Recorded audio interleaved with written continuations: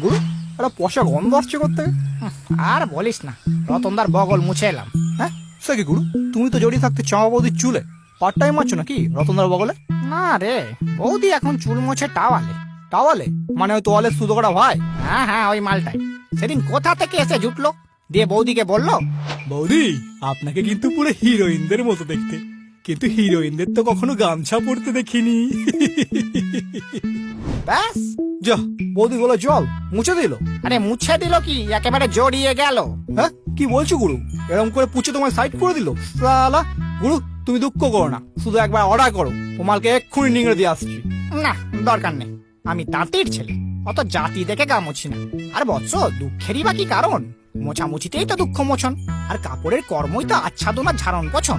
ওহ জিও গুরু জিও, জয় গুরু গামছাদা, মুছে দাও সবার পাছা।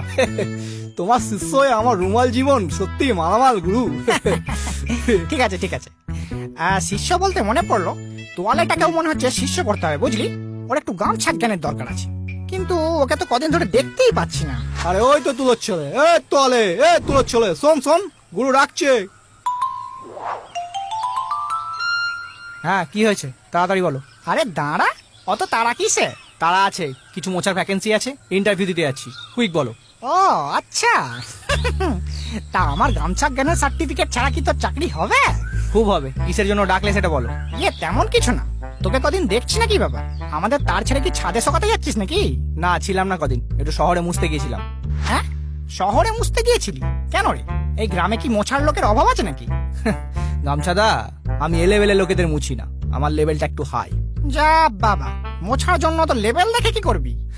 দেখতে হয় গামছাদা, নাহলে তোমার মতো ওই যাকে তাকে যেটা সেটা মুছে বেড়ালে সম্মান থাকে না। হ্যাঁ মানে কি বলতে চাইছিস তুই? পুরো ছেঁড়া নোংরা, গায়ে গন্ধ, চিটচিটে সুতো গলা, পাতলা ফিনফিনে, রঙটা ফ্যাকাশে নেতার মতো দেখতে বলে কি গুরু কোনো সম্মান নেই? রুমাল চুপ কর, ও অত কিছু বলেনি। না গুরু, ও মালটা ওগুলোই বলতে যাচ্ছে, তুমি শুধু একবার অর্ডার করো, ও মালটাকে এক্ষুনি নিংড়ে দিচ্ছি। 1.5 ফুটের রুমাল নিংড়াবি আমাকে? গুরুর কাছ থেকে বাতেলা মারাটাও শিখে গেছে। এই যে বাবু, আমারটা বাতেলা নয়, ওকে বলে গামছা জ্ঞান, যেটা শিখে দেশ বিদেশের কত কাপড়ের চাকরি হয়েছে তুই জানিস? দেশ বিদেশ? এই বাংলার আশেপাশের কয়েকটা জায়গা ছাড়া তোমাকে চেনে ডাকে? ওরে, তোর গায়ে অত সুতোর পাক নেই যত বাংলার বাঁকে বাঁকে লোক পাবি।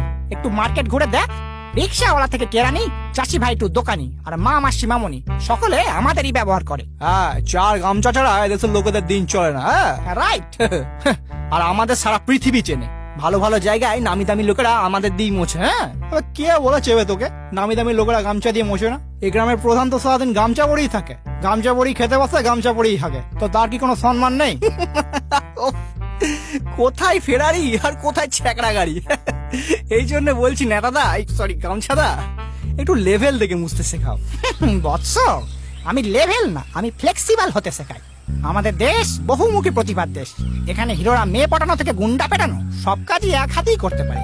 তেমনি আমাদের ওর নেতা থেকে কাঁথা, আবার কাঁথা থেকে ছাতা সবই হতে হয়। হ্যাঁ গুরুর হেভি ট্যালেন্ট। হ্যাঁ ওই জন্যই তো গুরুকে নিয়ে বিশ্বকবি রবীন্দ্রনাথ ঠাকুর তার ছোট নদী কবিতায় লিখেছে, তীরে তীরে ছেলে মেয়ে নাইবার কালে, গামছায় জল ভরে গায়ে তরা ঢালে। ও সাবাস, থ্যাংক ইউ।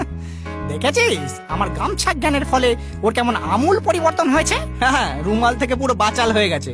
আগে শুধু লোকের মুখ মুছতো, আর এখন লোকের ঘাড়ে কাঁধে মাথায় হাতে কোথায় না কোথায় উঠে যায়। এমনকি আমাদের পাশের বাড়ির পর্দা চাদরটাও তোমার কাছ থেকে কোর্স করার পর থেকে এখন লোকের হাত মোছায়। আরে শুধু চাদর পর্দা কেন, ধুতি গেঞ্জি লুঙ্গি জামা কাপড় ওড়না, মানে প্রায় সব ধরনের কাপড়কেই আমি গামছা জ্ঞান শেখাই।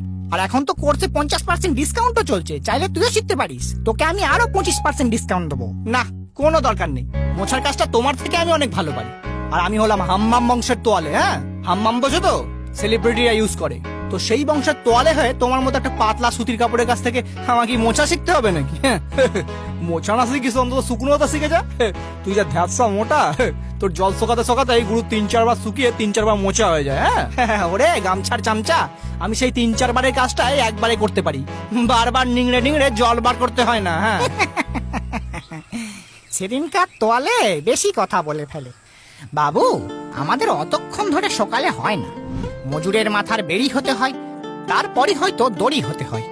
কোমরে আমাদের না জড়ালে ওরা আবার বল পায় না, চাষিটাও কম যায় না। ভাত বইতে থলি হতে হয়, মুড়ি চিবাতে থালি হতে হয়, রোদ্দুরে মাথা ঢাকতে টুপি কিনতে চায় না। এত গন্ধ ছড়ায় না, ক্লান্ত দেহের ঘামের জলে চোখের জল বোঝা যায় না। সময়ও হয় না, কারণ চর্বিওয়ালা হাতও মুছতে হয়, আবার পান্তা ভাতের পাতও ঢাকতে হয়। সারাদিন এত কাজ যে ছিঁড়ে গেলেও টের পায় না। তাই বাবু, আমাদের অতক্ষণ ধরে সকালে হয় না। ও জিও গুরু জিও, কি নিংড়া দিলে মারি, হ্যাঁ পুরো মনে হলো রবীন্দ্রনাথ গামছা পরে কবিতা বলছে। হ্যাঁ কি প্রশংসা ছিড়ি। তাহলে শুনলি তো এই বাংলায় গুরুর কত সম্মান। এখনো কত লোক শুভ কাজের আগে গলায় গামছা চোলায়। হ্যাঁ আবার কেউ কেউ গামছা দিয়ে নিজেই ঝুলে যায়। এই সালা, এবার কিন্তু সত্যি নিংড়ে দেবো। চাপ বেটা লোকাল ট্রেনের মাল, বেশি কথা বলে না ধরে ছেঁড়া কাতায় তালি মেরে দেবো।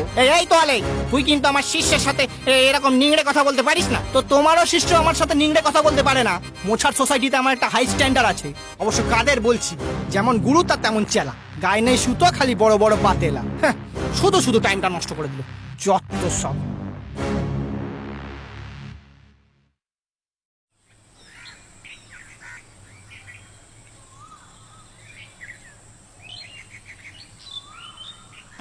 এই রুমাল, আরে সামনে থেকে শর্ট শুকোচ্ছি, ছাওয়া পড়ছে।